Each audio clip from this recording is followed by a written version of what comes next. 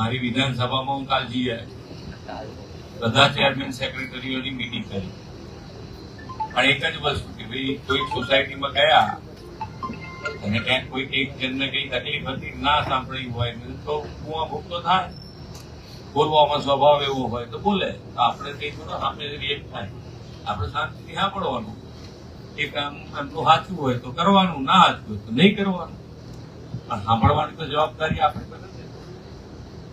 એટલે બહુ રીલની ચિંતા નહીં કરવાની. આપણે કાર્યકર્તાઓ એ બધા કે આ ઇલેક્શનના ટાઈમે થોડા જવાના છે, આપણે તો હર રોજ જતા રહેવા વાળા છે, પણ ક્યાંક જવા વાંચું થઈ ગઈ હોય તો એ આપણે સુધારી લેવાય. બાકી તો ઇલેક્શનો તો કેટલાય આયા કેટલાય ગયા. ઉમેદવારો જે પેટર્ન છે ને કે